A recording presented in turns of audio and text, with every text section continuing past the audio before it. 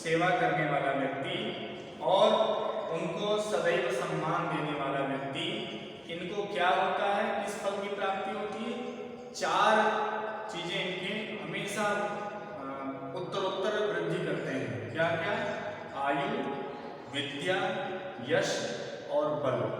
इन चारों चीजों की प्राप्ति के साथ साथ इनकी सदैव वृद्धि, हमेशा ये बढ़ते हैं।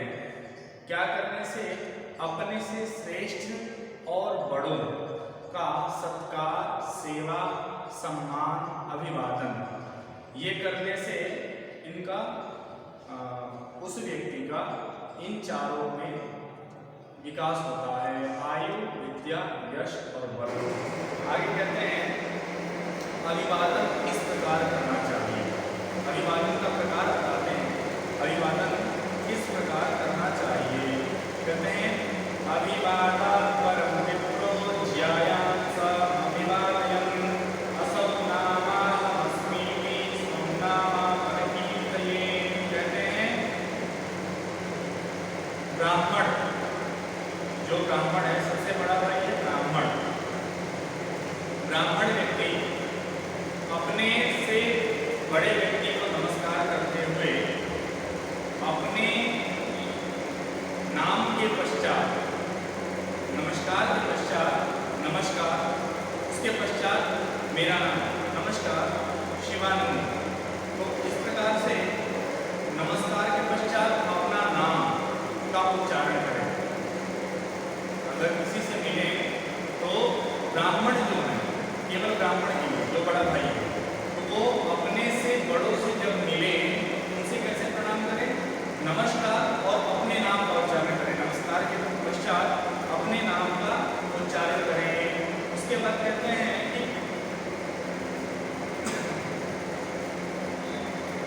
जो व्यक्ति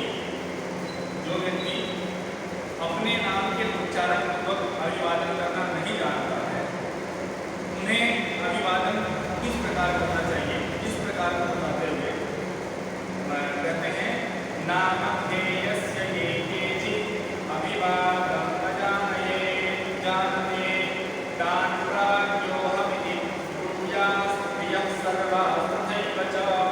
अर्थात जो कोई भी व्यक्ति नाम के साथ उच्चारण पूर्वक नमस्कार करना नहीं जानता है, उसे क्या करना चाहिए? मैं नमस्कार करता हूँ, मैं नमस्कार करता हूँ, यह वाक्य बोले। और ऐसे व्यक्ति के साथ साथ जो स्त्रियां होती हैं, स्त्रियों को भी ऐसा ही बोलना चाहिए, मैं नमस्कार करती हूँ। स्त्रियों को और जिनको, जैसे संस्कृत में, क्योंकि पूर्व में केवल संस्कृत ही भाषा थी, तो संस्कृत से परिचय देते थे वैदिक विद्वान लोग, तो संस्कृत में अपना परिचय देते थे, नमस्कार मम नाम शिवानंद दुबे, ऐसे करके अपना परिचय देते थे। तो अब जो व्यक्ति संस्कृत का ज्ञाता नहीं है, वो व्यक्ति कैसे परिचय देगा? वो इस प्रकार से परिचय दे सकता था कि नमस्कार, बताया कि मैं नमस्कार करता हूँ, अपना नाम नहीं लगा पा रहा संस्कृत में, पीछे संस्कृत से अनभिज्ञ है वो, और स्त्रियां, इन दोनों के लिए बताया मैं नमस्कार करता हूँ या करती हूँ। इस प्रकार से अभिवादन करना चाहिए, इस प्रकार से नमस्कार करना चाहिए। आगे बताते हैं कि अभिवादन करने वाले व्यक्ति को अपने नाम के अंत में पहले बताया नमस्कार करने के लिए, फिर नमस्कार के बाद अपना नाम, अपने नाम के भी बाद में क्या लगाना चाहिए उसके विषय बताते हैं। भो शब्दं कीर्तयेदन्ते स्वस्य नामोऽभिवादने नाम स्वरूप भावो हि भो भाव ऋषिभिः स्मृतः। कहते हैं कि प्रणाम क्रिया में नमस्कार करने वाला व्यक्ति, जो नमस्कार करने वाला व्यक्ति है, वह अपने अंत में नमस्कार मम नाम शिवानंद दुबे हो शब्द का उच्चारण करें। ये नामों का स्वरूप है, अर्थात ऋषियों ने ऐसा कहा कि ये नामों का स्वरूप बताता है। तो आप अपने नाम के अंत में हो शब्द का उच्चारण करें, अर्थात कैसे? नमस्कार मम नाम शिवानंद दुबे हो। तो इस प्रकार से ऐसे उच्चारण करना चाहिए। उसके आगे कहते हैं कि अभिवादन करने के पश्चात प्रत्यभिवादन, प्रति अभिवादन अर्थात मैं किसी को अभिवादन किया या मेरा किसी ने अभिवादन किया तो मुझे उसका प्रति उत्तर प्रत्यभिवादन कैसे देना चाहिए और कैसे प्रस्तुत करना चाहिए, उसके विषय में बताते हुए कहते हैं कि आयुष्मान भव सौम्येति वाच्यो विप्रोभिवादने अकारश्चास्य नामोऽन्ते वाच्यः पूर्वाक्षरः कृतः। कहते हैं अभिवादन करने पर हे प्रत्यभिवादन करने वाला जो व्यक्ति है वह बोले आयुष्मान भव, अर्थात जो अंतिम शब्द है, अर्थात उसके अंतिम शब्द से लेकर के आयुष्मान भव ये बना करके उनको आयुष्मान आयुपी या फिर जो भी आप प्रत्यभिवादन करते हैं उसमें आप उनको जो भी उनकी कुशल क्षेमता के लिए आशीर्वाद देते हैं उस प्रकार से उनका प्रत्यभिवादन करना चाहिए। और आगे बताते हैं प्रत्यभिवादन, जिनको प्रत्यभिवादन नहीं आता है उस व्यक्ति के साथ कैसा व्यवहार करना चाहिए। जिनको आता है वह श्रेष्ठ है, विद्वत है, विद्वान है, और जिन्हें नहीं आता है उनके साथ कैसा व्यवहार करना चाहिए। कहते हैं जो ब्राह्मण अभिवादन, श्लोक में है यो न वेद्यभिवादस्य विप्रः प्रत्यभिवादनं नाभिवाद्यः स विदुषा यथा शूद्रस्तथैव सः। कहते हैं जो ब्राह्मण नमस्कार के बदले नमस्कार करना नहीं जानता है, उसका प्रत्यभिवादन नहीं जानता है, उसको शूद्र के समान जाना जाता है, अर्थात वह अभिवादन के योग्य नहीं है, वो शूद्र के समान है, अभिवादन के योग्य नहीं है। जिसको यह नहीं आता है, जिस ब्राह्मण को अभिवादन का प्रत्युत्तर देना नहीं आता है, प्रत्यभिवादन करना नहीं आता है, वह ब्राह्मण अभिवादन के योग्य नहीं है। आगे कहते हैं प्रत्यभिवादन के पश्चात अन्य शिष्टाचार जो होता है उसके बारे में बताते हुए कहते हैं ब्राह्मणं कुशलं पृच्छेन् क्षत्रबन्धो मनामयं वैश्यं क्षेमं समागम्य शूद्रमारोग्यमेव च। कहते हैं मिलने पर, समागम होने पर, परस्पर भेंट होने पर क्या करना चाहिए। ब्राह्मण से कुशलता पूछनी चाहिए, कैसे कुशल हैं उनकी कुशलता पूछनी चाहिए, और क्षत्रिय से निरोगता पूछनी चाहिए। क्षत्रिय निरोग है, इस विषय में निरोगता के बारे में क्षत्रिय से पूछना चाहिए, कुशल क्षेमता के बारे में ब्राह्मण से पूछना चाहिए, और शूद्र से पूछना चाहिए कल्याण के बारे में। वैश्य से पूछना चाहिए कल्याण के बारे में, एवं शूद्र से आरोग्यता के विषय में पूछना चाहिए। ब्राह्मण से कुशल के बाद कुशलता के विषय में, और क्षत्रिय से निरोगता के विषय में, एवं वैश्य से कल्याण के विषय में, और शूद्र से आरोग्यता के विषय में पूछना चाहिए। और आगे कहते हैं यज्ञादि में, अर्थात सभी प्रकार के यज्ञ क्रिया में दीक्षा प्राप्त अर्थात जो यज्ञ क्रियाओं को कराने वाला हो, इन सब की दीक्षा प्राप्त कर चुका हो, ऐसे छोटे बालक को भी सम्मान देना चाहिए।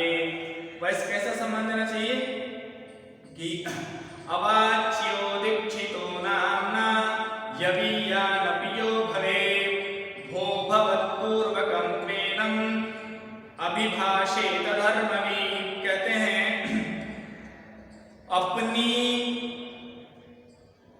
अपनी प्रज्ञा के अनुसार अल्प आयु में भी कोई यज्ञादि में दीक्षा प्राप्त कर लिया हो, अर्थात संपूर्ण ज्ञान प्राप्त कर चुका हो और यज्ञादि में आपके साथ वो सम्मिलित हो, तो उसको भी एक समान व्यवहार, एक समान सम्मान देना चाहिए, एक आचार्य के रूप में सम्मान देना चाहिए।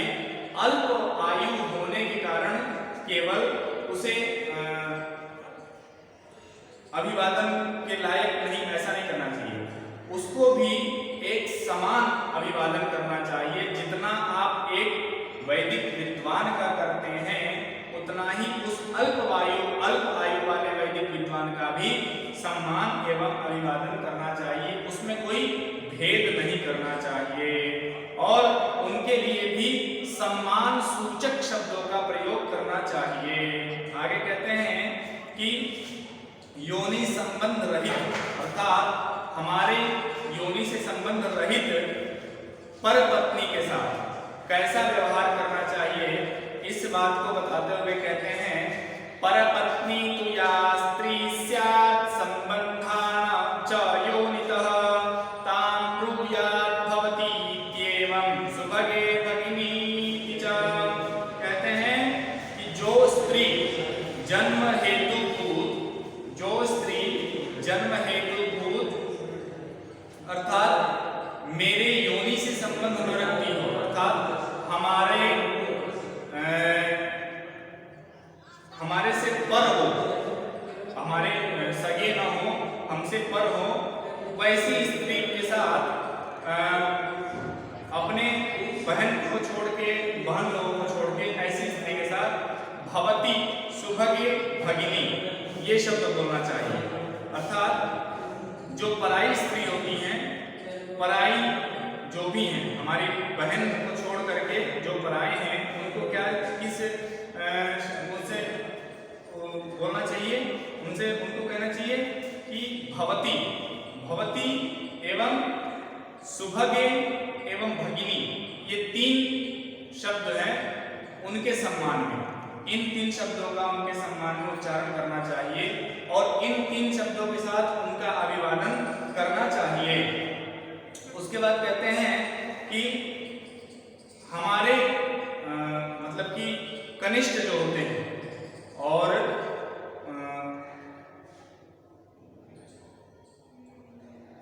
उनके विषय में बताते हुए कहते हैं कि मातुलांश्च प्रतिव्यांश्च सुसुरा मृत्युजो गुरुन् असावहमिति ब्रूयात् प्रत्युत्थाय यवीयसः। अर्थात कहते हैं कि स्वापेक्षया अवस्था में छोटे मामा, चाचा, ससुर, यज्ञानुष्ठान कराने वाले और गुरु को उठकर अमुक नाम का मैं ऐसा बोल करके उनको अपना परिचय एवं अपना अभिवादन देना चाहिए नमस्कार करते हुए। इनके आने पर अगर ये छोटे अपने उम्र में छोटे भी हैं तो इनको मामा को, पिता के भाई चाचा को और ससुर को और गुरु को, इनको उठ करके, इनके आने पर उठ करके नमस्कार के साथ इस नाम का मैं अपना परिचय देते हुए अब उनका अभिवादन एवं प्रणाम करना चाहिए। आगे भी और किसके साथ कैसा अभिवादन और कैसा उनका सम्मान, कैसे उनका सत्कार और कैसे नमस्कार प्रणाम करना चाहिए, इस बात को बताने के लिए आगे हम आज 10 श्लोक तक ही पढ़े हैं। आगे का जो अगले वीडियो में 10 श्लोक पढ़ेंगे उसमें हम जानेंगे आगे के विषय में गुरु पत्नी एवं बहन, मौसी, मामा, इन सब का कैसे सम्मान सत्कार करना चाहिए, इनका अभिवादन कैसे करना चाहिए, इस विषय में हम आगे बढ़ेंगे। आज के लिए बस इतना ही। आप सभी को आशा करते हैं इस वीडियो में अच्छा लगा होगा, आपको कुछ ज्ञान की प्राप्ति हुई होगी। अगर आपको कुछ कमी या त्रुटि समझ में आती हो तो कृपया कमेंट बॉक्स में आप कमेंट करें और हमें सुझाव दें। धन्यवाद, नमस्कार। वीडियो को लाइक करें, सब्सक्राइब करें, शेयर करें, चैनल को सब्सक्राइब करें। धन्यवाद, नमस्कार।